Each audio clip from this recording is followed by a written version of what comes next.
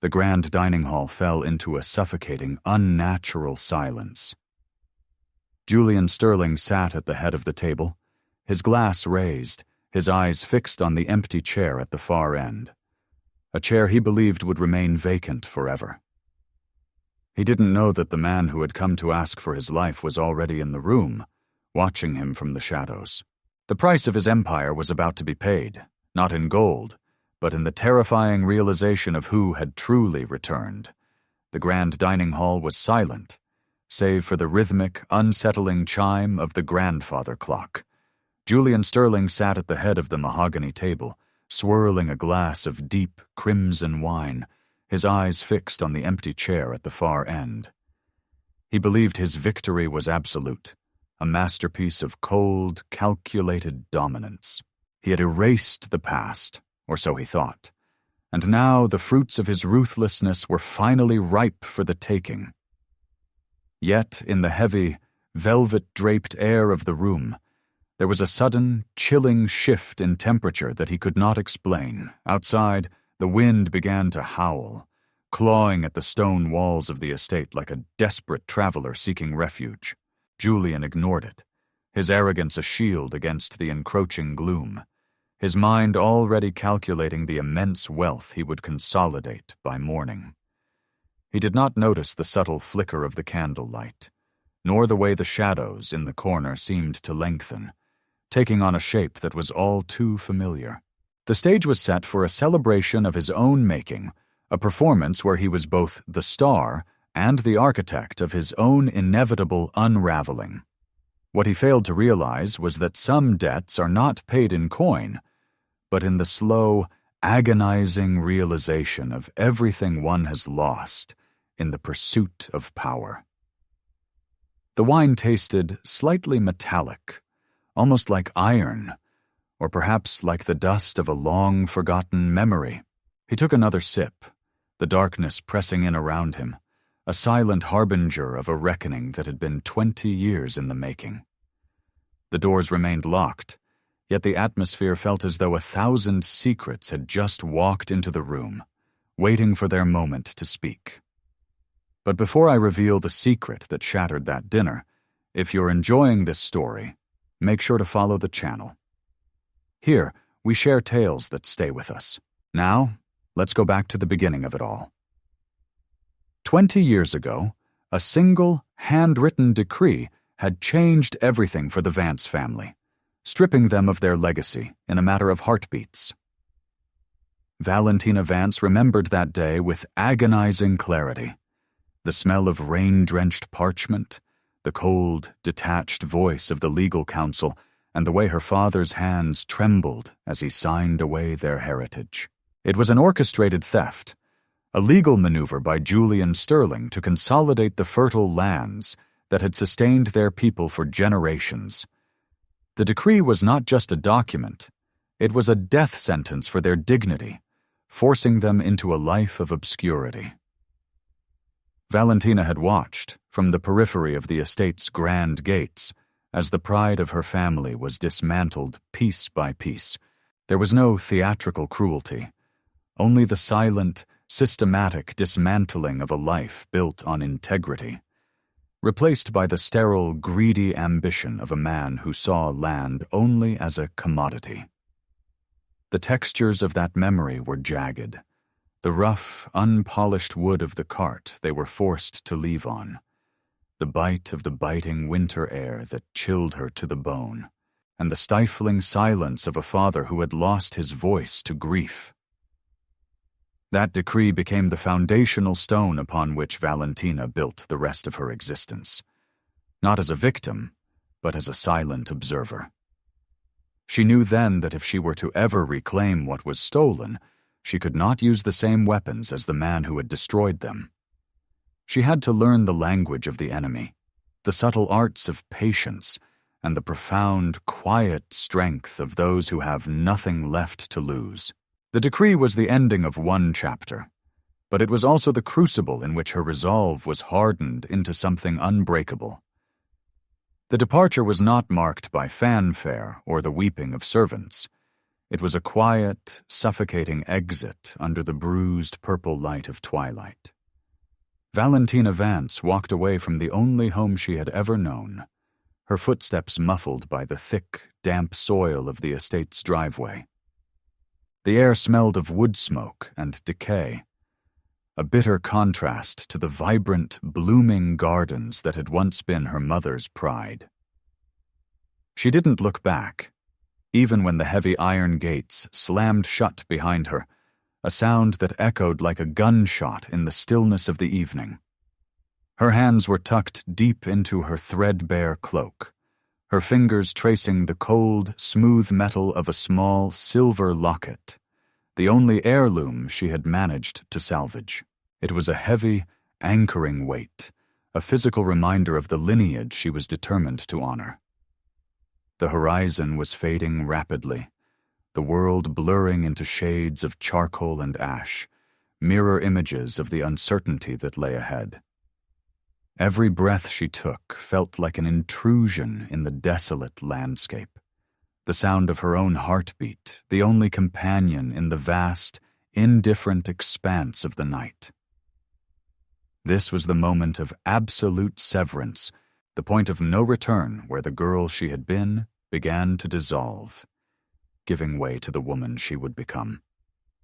The temperature plummeted, a biting frost settling onto the blades of grass, turning them into crystalline needles that crunched softly under her worn boots. She moved with purpose, guided by a singular burning necessity that sustained her even as the world around her turned cold. The twilight was not an end. It was the shroud under which she would vanish, only to emerge in a form that no one, especially not Julian Sterling, would ever expect. Years later, a stranger appeared at the estate's service entrance, the heavy iron knocker echoing with a hollow, deliberate force. He was a man with eyes the color of a stormy sea, and a face etched with the quiet dignity of one who has traveled the long, arduous road of exile. Elias Thorne did not arrive with the swagger of a conqueror. He arrived with the weary composure of a man who knew the value of a single, humble request. He was a man without a title, a drifter whose history was as opaque as the thick, rolling mist that followed him. Arthur Penhaligon, the estate's seasoned administrator, answered the door, his sharp, perceptive gaze scanning the stranger. There was something in the way Elias held himself, a posture of quiet, unyielding authority, that piqued Arthur's curiosity. The stranger asked only for a moment's respite and a simple, honest meal, offering to trade his labor for the kindness of the host. The air around him was still, a calm centered in the middle of a gathering storm, a presence so composed it felt almost unnatural against the backdrop of the estate's frantic, greedy pace. As the sun dipped below the horizon, casting long, distorted shadows across the stone floor, the stranger stepped inside, his presence a subtle intrusion that disrupted the established order of the household. He did not look around with the wide-eyed wonder of a common drifter. He looked with the calculating focus of a man who was mapping the terrain. The scent of rain and dry, scorched earth clung to his coat, an aroma of long journeys and hidden battles. He was a ghost from a past that Julian Sterling believed to be long buried, a nameless variable in an equation that was about to be irrevocably altered. Inside the cramped, dimly lit kitchen, the warmth was a meager comfort against the biting draft that seeped through the ancient window frames. Elias Thorne sat at the scarred wooden table, a thick, crusty piece of bread and a bowl of simple, salted broth before him. The texture of the bread was coarse, its flavor earthy and unrefined, yet he consumed it with a deliberate, grateful slowness. Valentina Vance, now working in the shadows of the household, watched him from across the room, her eyes narrowed, trying to reconcile the face of this traveler with the distant, haunting memories of the man she had once known. The room was filled with the soft, crackling sounds of the hearth and the muffled, distant voices of the estate's staff. There was a fragile human intimacy to the moment, a shared meal in the face of the encroaching cold. Elias did not speak much, but when he did, his voice carried the weight of a seasoned traveler, deep and resonant, like stone grinding against stone. He possessed a peculiar sort of presence, one that demanded respect without ever having to raise his voice, an internal quietude that spoke of profound, lived experience.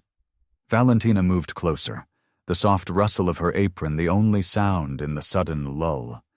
She poured a small amount of warm water into his bowl, her movements practiced and fluid.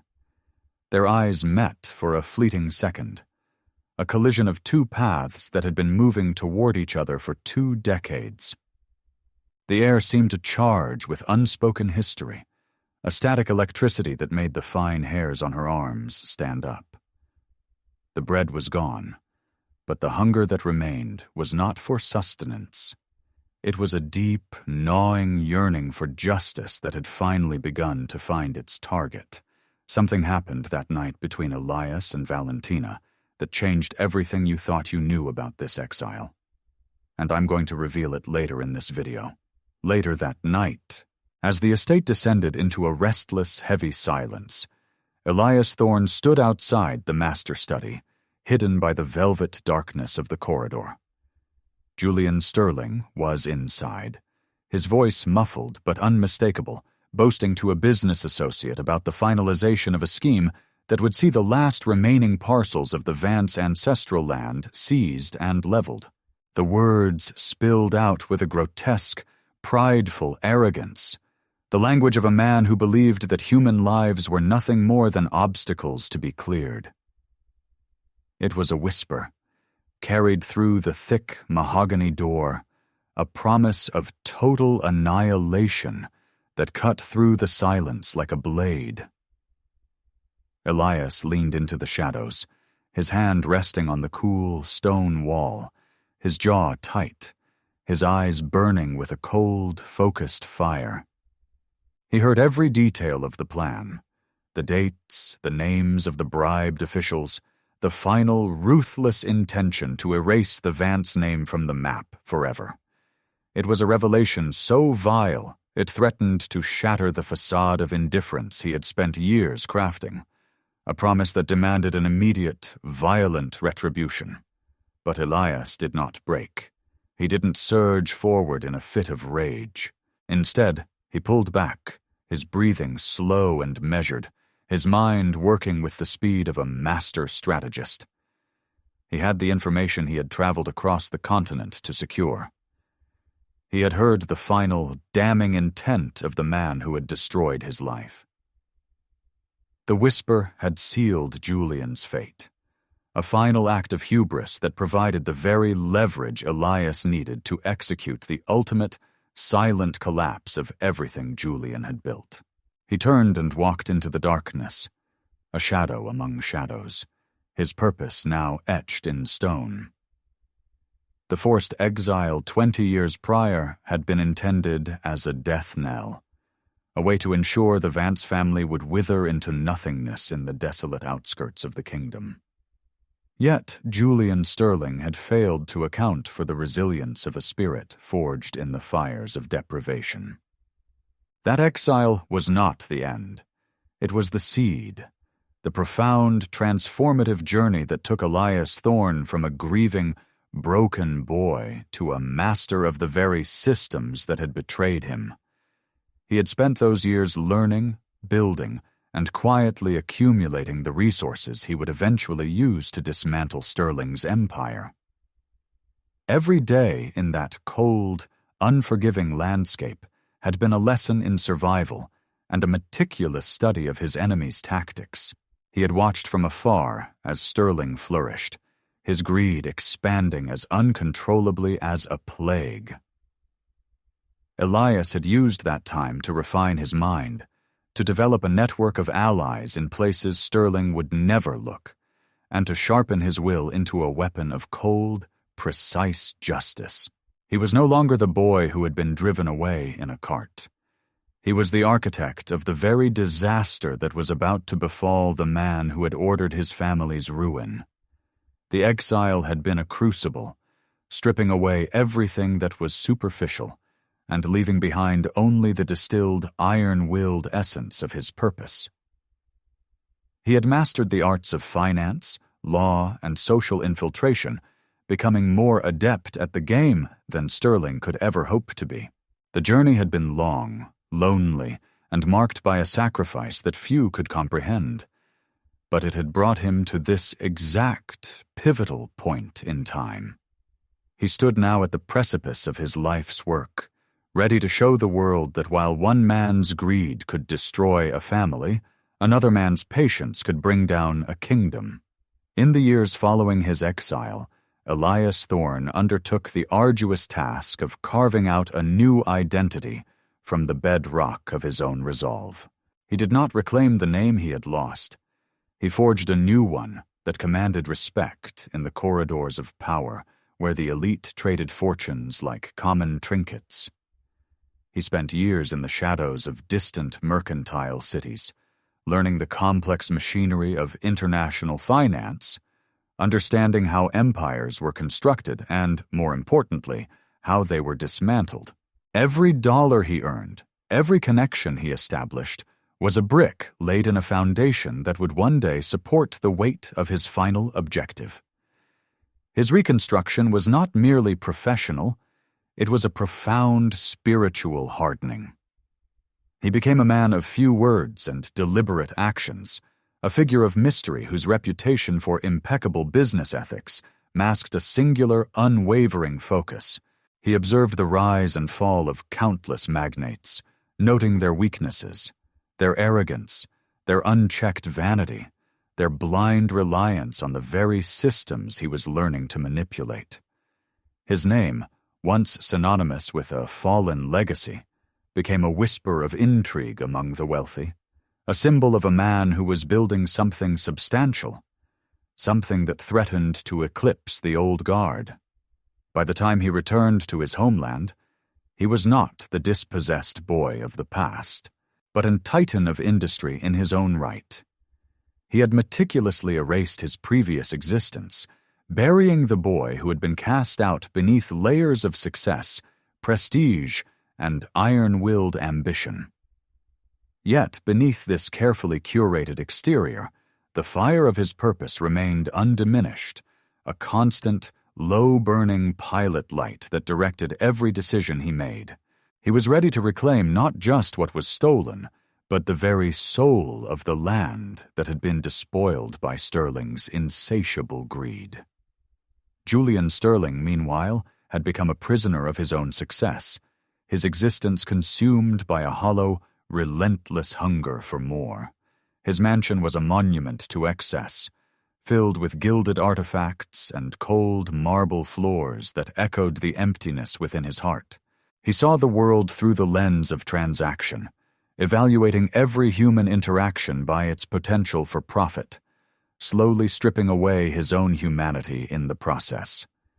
His associates feared him, his staff loathed him, and his peers envied the ruthlessness that defined his ascent, unaware that the foundation of his greatness was built on shifting sand. He was a master of public charm, wearing a mask of philanthropy that fooled those who did not look closely enough at his eyes. In the quiet solitude of his study, however, the mask slipped, revealing a man haunted by the insecurity that fueled his avarice. He lived in constant fear of discovery, his paranoia manifesting in erratic decisions and a desperate need to silence any potential threats to his authority. Every new acquisition was a temporary bandage for an existential wound that never truly healed, a desperate attempt to fill a void that only continued to widen. As Sterling climbed higher, he became increasingly disconnected from the reality of the people whose lives he systematically dismantled. He viewed his victims as statistics, obstacles to be cleared from the path of progress, never contemplating the long-term consequences of his cruelty. He was the architect of a crumbling fortress, convinced that his wealth made him invulnerable to the forces of natural justice. He did not know that his greatest threat was not someone who envied his power, but a man who had already transcended it, a man he had long since relegated to the dustbin of history. While Julian Sterling celebrated his perceived supremacy, Elias Thorne was orchestrating his own ascent from the periphery of the estate. He operated with the precision of a surgeon, infiltrating Sterling's inner circle not through brute force, but through a series of subtle, calculated maneuvers. He became a silent partner in several of Sterling's ventures, a shadowy benefactor who provided the capital Sterling needed for his most ambitious projects, all while holding the strings that would eventually control the outcome of those investments. His rise was invisible, a slow-moving tide that Sterling was too blinded by his own vanity to notice. Valentina Vance became his eyes and ears within the household, a master of blending into the background while gathering critical intelligence. She used her position to learn the intricate rhythms of Sterling's schedule, the locations of his hidden accounts, and the names of the individuals who were truly in his debt. Together, Elias and Valentina formed a symbiotic force, a shadow government operating within the confines of the estate, their progress fueled by the shared memory of what had been stolen. They existed in the gaps of Sterling's attention, a persistent presence that would eventually become an insurmountable problem. Every move Elias made was designed to exacerbate Sterling's worst impulses, encouraging him to overextend himself and invest in failing, unsustainable projects. He fed Sterling's hubris, making him believe he was an untouchable titan, all while tightening the snare around his neck. It was a masterclass in psychological warfare, a slow, patient descent into the trap they had carefully laid. Sterling thought he was the conductor of the orchestra, failing to realize that Elias was the one who had written the music, and the final movement was fast approaching. The true scale of Elias's plan was about to be revealed. If you want to see how this silent revenge unfolds, follow the channel right now so you don't miss the next part.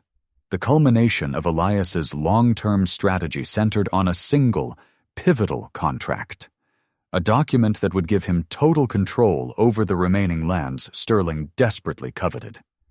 He maneuvered Sterling into a position where he felt compelled to sign the agreement to secure a massive, high-stakes development deal that would solidify his legacy. The contract was a masterpiece of legal deception, filled with subtle clauses that would allow Elias to legally strip Sterling of his holdings once the investment inevitably failed. It was the trap door Sterling had been walking toward for years.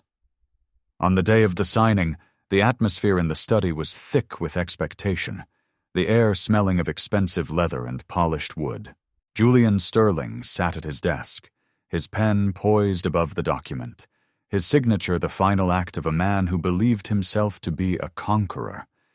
He did not bother to read the fine print, his eyes clouded by the promise of the wealth that would follow. Elias watched from the shadows, his expression unreadable, a silent witness to the final step of a process that had spanned 2 decades. When the ink touched the paper, the fate of the home Sterling had stolen was sealed. The contract was not merely a legal agreement, it was an act of poetic justice, a reclamation of the very foundation Sterling had used to build his hollow empire. The prosperity Sterling had enjoyed was about to evaporate, and he had signed the very instrument that would facilitate his own destruction. It was the turning point Elias had sacrificed everything to reach, a moment of profound, quiet realization that the end of Sterling's reign was no longer a question of if, but when. Following the signing, Julian Sterling was consumed by an intoxicating sense of triumph, believing he had finally secured his dominion over the land. He held lavish banquets, displayed his wealth with vulgar displays of luxury, and treated his remaining employees with an even more pronounced sense of arrogance. He was the undisputed master of his world, or so the champagne-soaked evenings in his halls led him to believe. He was blind to the tremors beneath his feet, the subtle creeping signs that the foundation of his house was beginning to give way. Elias remained in the background, a humble, almost forgotten figure who served the needs of the estate with a quiet, efficient diligence. He saw the way Sterling moved through his rooms, the way he looked at his guests with disdain, and the way he clung to his wealth as if it could shield him from the inevitable. It was a pathetic display of a man clinging to power, oblivious to the fact that his reign was already effectively over.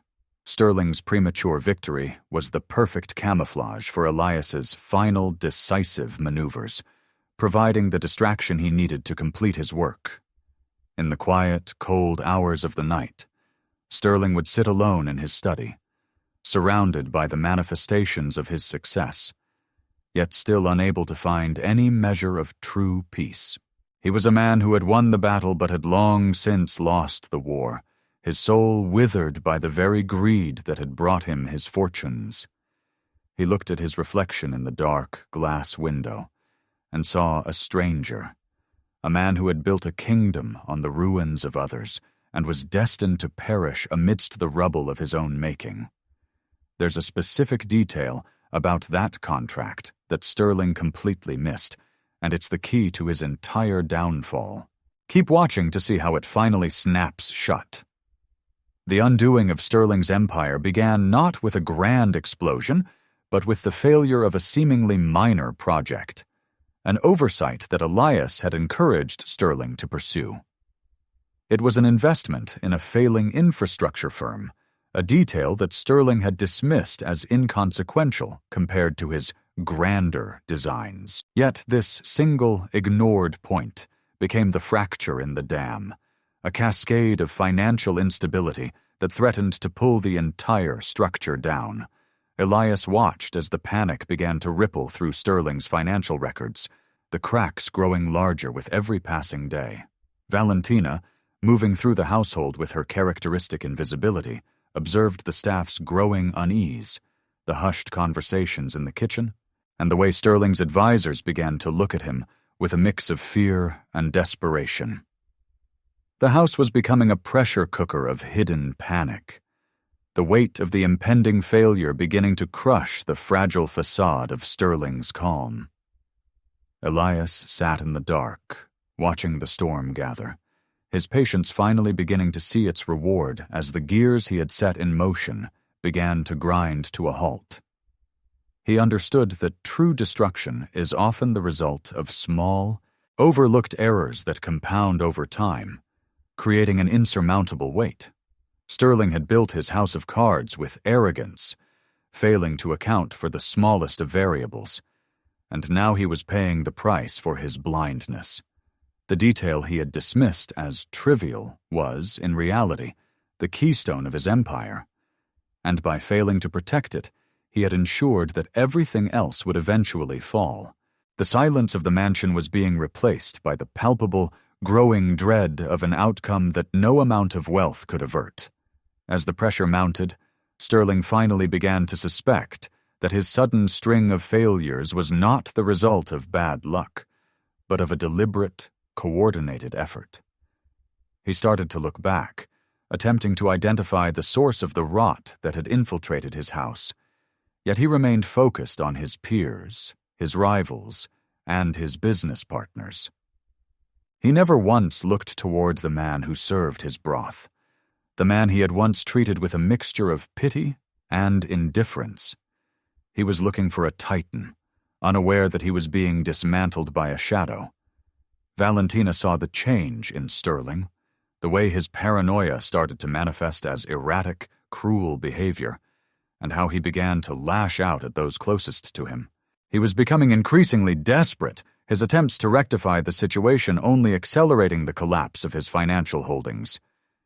Elias, still the quiet, humble traveler, remained at his post, a silent observer of the spectacle he had orchestrated. He witnessed the man who had destroyed his family become the architect of his own ruin, a process of self-destruction that was as satisfying as it was inevitable. The irony was that the man Sterling had exiled, the boy he thought he had crushed, was now the one guiding his hand toward the abyss. Sterling was searching for an enemy that fit his preconceived notions of power, failing to recognize that the man who had been the subject of his initial indifference was now the master of his reality.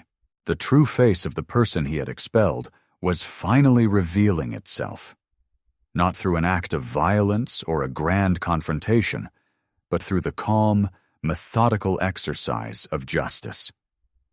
Julian is finally realizing he's been outplayed. If you're hooked on this masterclass of justice, hit the follow button. We're just getting to the best part.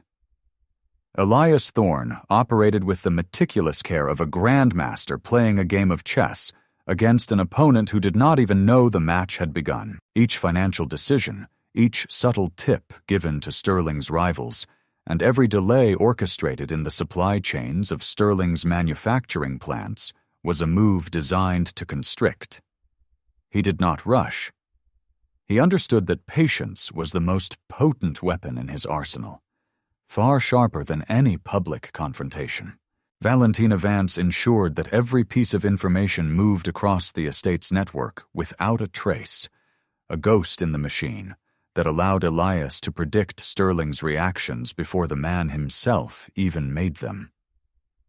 The tension in the mansion became a physical presence, a hum of static that seemed to vibrate through the floorboards. Sterling was constantly on the edge of a breakdown, his temper flaring at the smallest inconveniences, his once sharp mind becoming clouded by the fog of his own mounting desperation. He was being maneuvered into corners he did not recognize, signing away assets that he mistakenly believed would save his sinking ship.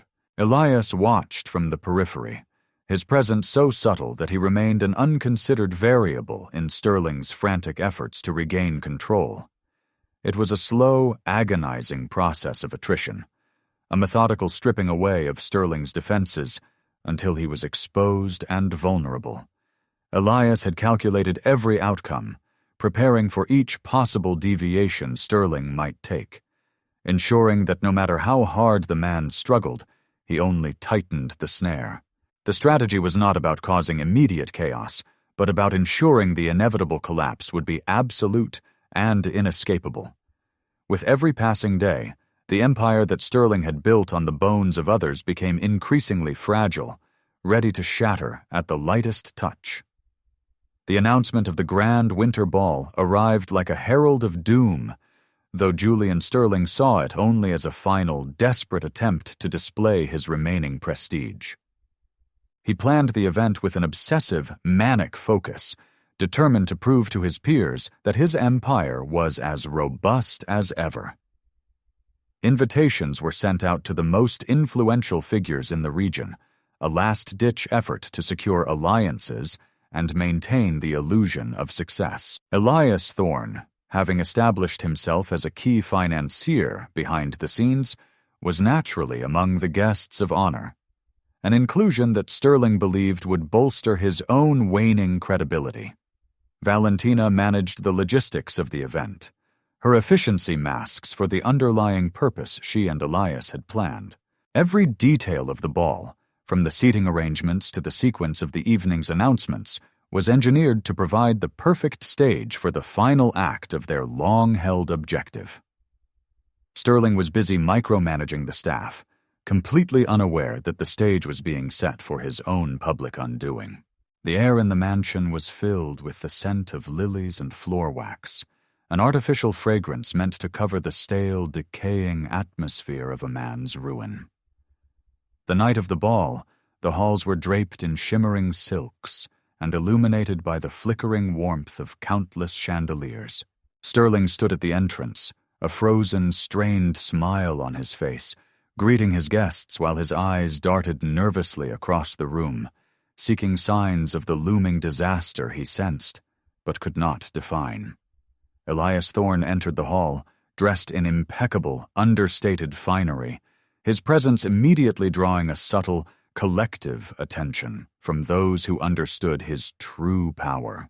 The past had finally arrived, draped in elegance and waiting patiently for the clock to strike the hour of reckoning. The way the guests react when Elias walks into that ballroom will answer the question on everyone's mind. Stay tuned. As the ball progressed, a suffocating weight settled over the mansion, a tension so thick it felt as though the very walls were holding their breath. Sterling's guests sensed something was fundamentally wrong. The music sounded slightly too loud, the conversations too strained, and the host's behavior increasingly frantic. The shadows in the corners of the grand ballroom seemed to dance with a life of their own, mirroring the inner turmoil of a man whose world was dissolving. Elias moved through the crowd with an easy grace, his conversations brief and enigmatic, always positioning himself within a clear line of sight to Sterling. Valentina, serving as one of the lead coordinators, moved through the corridors, her eyes constantly scanning for the final pieces of evidence she needed to lock away the last of Sterling's protections. The mansion felt smaller, the vast, opulent rooms now transformed into a gilded cage where the predator had become the prey. Even the staff seemed to move with a quiet, purposeful stillness, as if they too understood that the order of the household was nearing a final, permanent transition. The very fabric of the estate was vibrating with the anticipation of a secret that was demanding to be heard. Sterling retreated to the periphery of the festivities, his glass clutched so tightly in his hand that his knuckles were white. He felt the gaze of the guests, or perhaps he imagined it, as a weight pressing against his skin, a judgment he could no longer ignore. He was a man drowning in a sea of his own making, his attempts to stay afloat only drawing him further down. The ballroom, once a place of celebration, had become a chamber of silent, collective observation, where everyone understood that the grand facade of Julian Sterling was only moments away from collapsing. Elias Thorne finally approached Julian Sterling near the center of the ballroom, his arrival marking the true beginning of the end. He did not speak immediately, instead allowing the silence to stretch between them, a heavy, uncomfortable pause that demanded Sterling's full attention. Sterling looked at Elias, really looked at him, and for the first time, he saw not a subordinate or a financier, but a mirror reflecting the ruin he had become. The man who had been the boy he exiled 20 years ago now stood before him, possessing an aura of power and calm that Sterling realized he had never truly achieved. The realization hit Sterling with the force of a physical blow. The stranger was not someone he had encountered recently, but a ghost from his darkest, most carefully hidden chapter. The eyes, the posture, the quiet, unshakable authority, it all coalesced into a truth that threatened to stop Sterling's heart.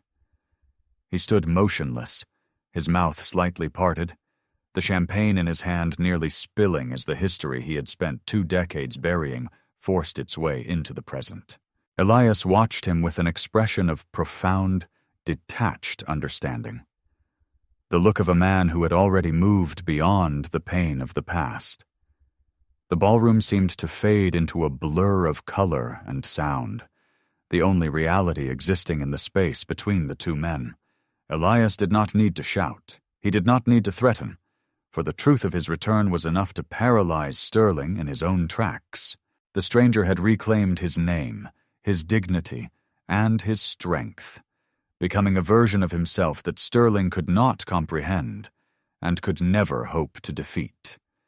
He was the manifestation of a debt that had finally come due, and the look in his eyes promised that there would be no more delays. A paralyzing doubt began to erode Sterling's remaining resolve. He looked at Elias and saw a man who had somehow navigated the impossible to return as his equal. He questioned everything, his own judgment, the security of his empire, and the reality of the past 20 years. Was it possible that the boy he had discarded had been the architect of his recent failures all along? The thought was terrifying, a realization that he had been dancing to a tune composed by his own victim for years, a puppet who had only just realized he was held by strings. He searched for an ally, a way to dismiss the threat, but the faces of his guests provided only cold, detached curiosity. They saw the transformation in Sterling, the way his arrogance was replaced by a hollow, trembling uncertainty, and they naturally drew away, creating a circle of empty space around the two men. Elias remained still, his calm presence a stark contrast to Sterling's agitation. The silence between them now filled with the weight of unsaid accusations. The guest had become the judge, and the host was already contemplating the verdict. The doubt was not just about the financial collapse. It was a profound crisis of identity and purpose. Sterling's entire life was predicated on the belief that he was a self-made titan. But the presence of Elias Thorne threatened to redefine him as nothing more than a thief who had been given time to play at being a king. The psychological foundation of his life was fracturing, the pillars of his self-importance crumbling under the weight of the man who had returned to collect his due. He was a man facing the shadow of his own conscience, and for the first time, he had nowhere left to run. As the whispers intensified, the polished facade of the evening began to splinter. The social masks that everyone in the room wore started to crack under the pressure of the unfolding revelation. People began to talk, the fragments of the past surfacing through the polite, veneer-like chatter of the ballroom. Sterling's desperate attempts to maintain the illusion of control, the forced laughter, the nervous, repetitive adjustments to his tie, only served to expose the fragility of his position. The evening was no longer about the prestige of his mansion, but about the slow, public disintegration of a man who had built his life on secrets. Valentina moved through the crowd, her presence a silent catalyst for the truths that were beginning to find their voices. She exchanged a glance with Elias, a signal that the final pieces of their strategy were in place, and the public unveiling of the truth was mere moments away. The atmosphere in the room shifted from superficial curiosity to a sharp, electric anticipation. The guests sensed the power dynamics shifting in real time, the Titan being reduced to the size of his own misdeeds. The mansion was no longer a place of celebration, but a gallery where the masks of the elite were being stripped away, revealing the reality hidden beneath. Sterling caught sight of his own reflection in a large, gilded mirror, and for a fleeting moment, he saw not the man he tried to portray, but the vulnerable, terrified child of his own ambitions. The collective gaze of the ballroom felt like a weight pressing against his skin, a judgment he could no longer deflect or manipulate. He was seeing himself through the eyes of those who had always feared him, and in that moment, the power he had spent his entire life accumulating felt completely, devastatingly impotent. The social order of the night was being rearranged, and Sterling was no longer in the center of the orbit. The final revelation did not arrive with a dramatic shout or an act of theatrical confrontation. It came through the calm, methodical presentation of facts. Elias Thorne stepped forward, his voice low and steady, as he pulled a thick, leather-bound folder from his jacket and placed it on the small table next to the ballroom's dais. He did not address the crowd with emotion. He spoke the language of evidence, of dates, of contracts, and of the systematic theft that had sustained the Sterling estate for 20 years. Every word was a hammer blow, perfectly placed, constructing a reality that no one in the room could dismiss. The ballroom fell into a silence so absolute that the flickering of the candles became the loudest sound in the room. Guests moved closer, their eyes wide, their collective attention focused entirely on the unfolding narrative of their host's betrayal. Valentina stood by the dais, holding a series of documents that served as the final confirmation of the financial crimes that had ruined her family and many others. There was no need for grand gestures, for the evidence itself carried a weight so profound that it commanded absolute, horrified attention. Sterling stood amidst the ruins of his reputation, his face pale and his eyes fixed on the documents that laid out his crimes with clinical precision. The guests watched, the initial shock slowly turning into the quiet, sharp judgment of people who had been deceived by a master of masks. The truth was not a matter of opinion or rumor. It was a physical weight, a reality that Sterling could not escape. The revelation was total, a public dissection of a life built on greed, and it required no volume, for the truth of his actions shouted louder than any voice ever could. In the wake of the public revelation, the alliances that had once protected Julian Sterling disintegrated in an instant. Powerful financiers who had once bowed to his whims now looked away, their interests no longer aligned with a man whose reputation was charred beyond repair. Conversely, the guests, who had previously only viewed Elias Thorne as a mysterious, wealthy financier, now understood the true gravity of his presence.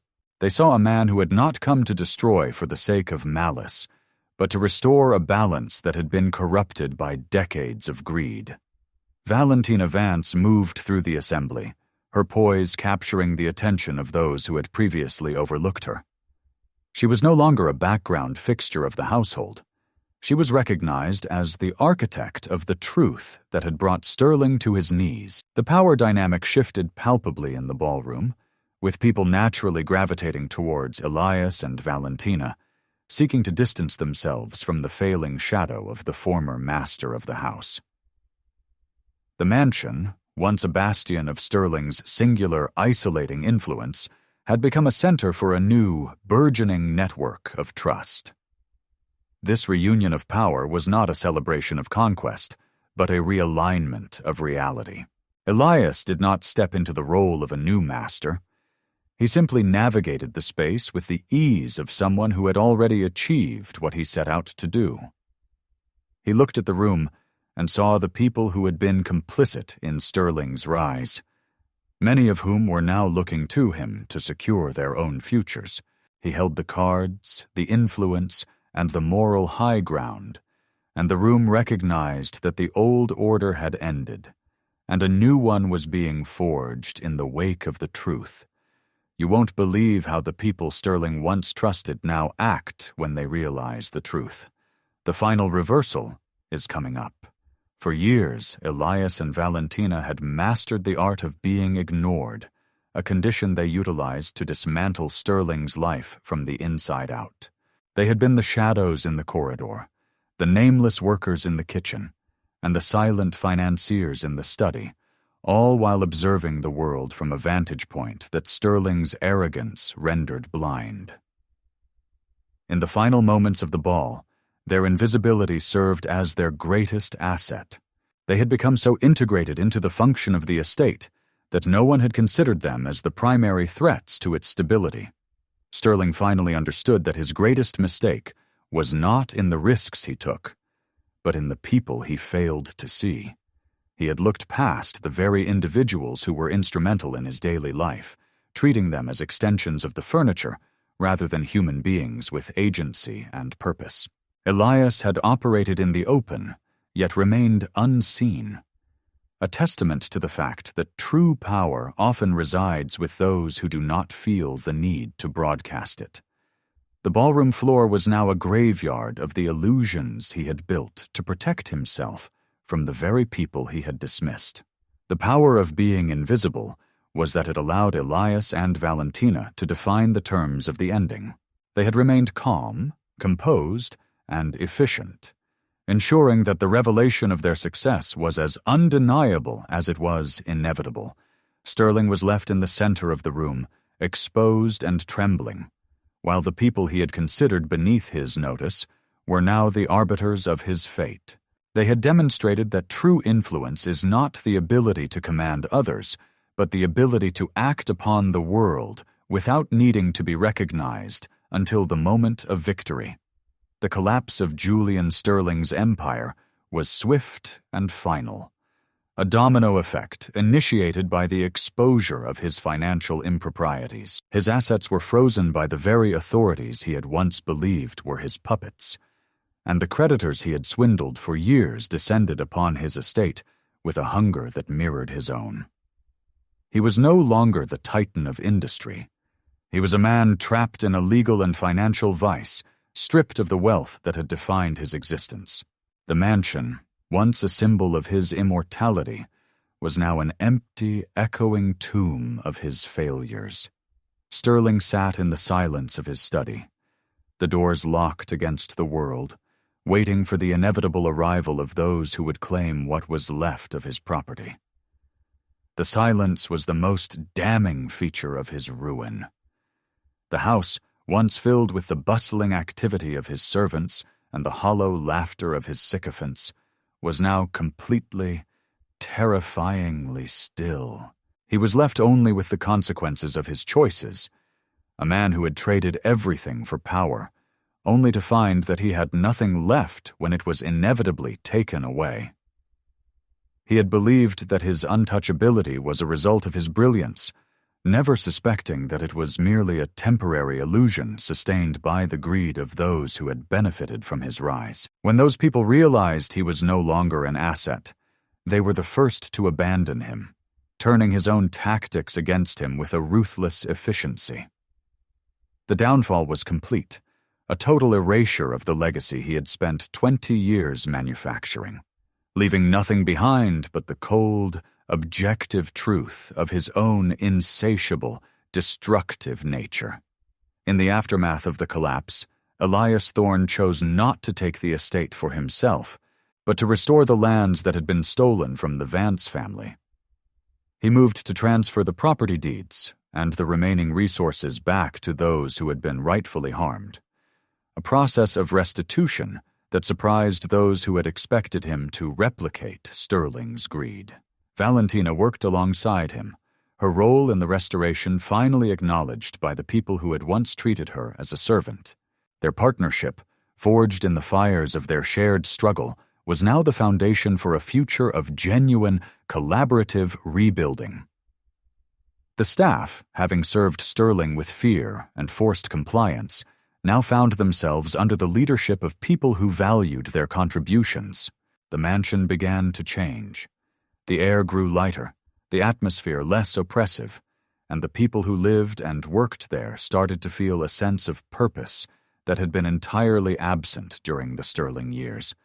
Elias and Valentina were not seen as masters of the house, but as the catalysts for a necessary, long-awaited transition, a recognition that justice was not merely the punishment of the wrong, but the empowerment of the right.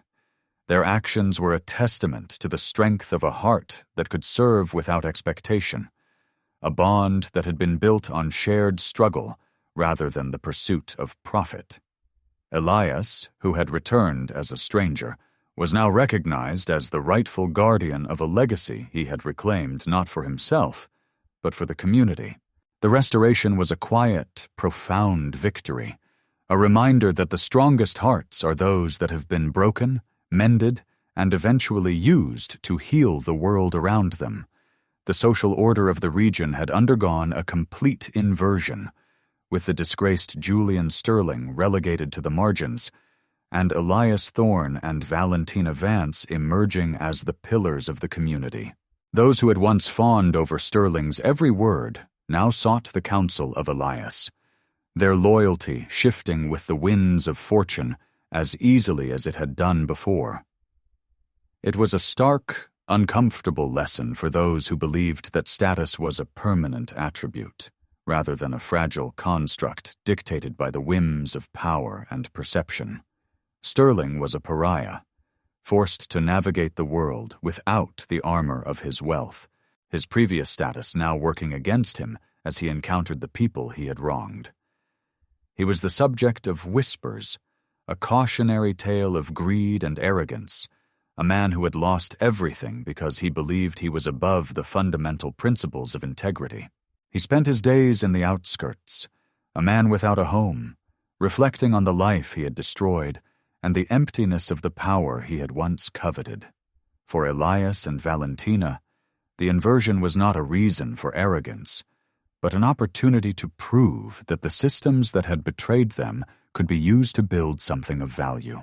They navigated their new social positions with the same calm, humble dignity they had always possessed, a contrast that only served to highlight the hollowness of Sterling's previous reign. The inversion was complete, a total realignment of the social landscape that reaffirmed the truth that no one is truly beyond the reach of consequence, and that the foundations of a life must be built on something more enduring than wealth. Amidst the restoration, Elias Thorne approached Valentina Vance not with the demands of a master, but with the quiet, shared understanding of two people who had traversed a long, arduous path together. He proposed a future built on their shared vision, a partnership that would honor the legacy they had reclaimed and continue the work of rebuilding what had been lost. The proposal was not an imposition of his will upon hers, but a recognition of their equality, a bond born of mutual respect and the deep, abiding trust that only those who have witnessed each other's darkest moments can truly share. Valentina accepted, her heart filled with a profound, calm sense of contentment. They had not sought this ending, but had arrived at it through the steady, patient application of their own resolve. The proposal was the final alignment of their lives, a bridge between the trauma of the past and the possibilities of the future. They stood in the quiet garden of the estate, the evening sun casting a warm, golden glow over the landscape that they had saved, a moment of profound human connection that required no grand gestures to validate. The future they envisioned was one defined not by the acquisition of power, but by the creation of something of genuine, lasting value. They had learned the hard lessons of greed, arrogance, and the fragility of status, and they were committed to ensuring their new life would be a departure from the mistakes that had brought them to this point. It was a new beginning, a path they would walk together, grounded in the understanding that the most enduring victories are those that we achieve by remaining true to who we are. Even when the world demands that we become something else, the final lesson of their journey was that time, while indifferent to the suffering of individuals, often serves as the great arbiter of truth, eventually returning the things that arrogance and pride have attempted to erase. Julian Sterling's attempt to destroy a family and steal a legacy had been a temporary success, one that ultimately failed because it was built on the denial of the fundamental truth that justice, however slowly it moves, is a persistent force. The land, the legacy, and the names they had tried to reclaim had been waiting for the moment when the truth would finally, inexorably, demand its recognition. Elias and Valentina had become the vessels for this truth, a living reminder that the endurance of the human spirit is the most powerful force in the world. Their success was not a miracle, but a testament to the fact that when one refuses to be defined by the injustice they have suffered, they become capable of achieving the impossible. The restoration was not just about property or wealth. It was about the reclamation of the dignity that Sterling had tried to strip away, an act of defiance that had resonated through the decades until it finally found its resolution. Because the world does not reward those who shout the loudest. It rewards those who, even in silence, never ceased to be who they were. The legacy they had saved was a beacon for others, a reminder that the endurance of the heart is the only foundation that can withstand the tests of time. The story of Elias and Valentina was not just a tale of revenge. It was a testament to the reality that integrity, patience, and a commitment to one's own values are the only things that truly endure. They had stood against the tide of a man's greed and had remained, ultimately, the masters of their own destiny. If this story moved you, please follow the channel to support our work. Now, tell me in the comments, have you ever found yourself in a situation where you needed more courage than you thought you had?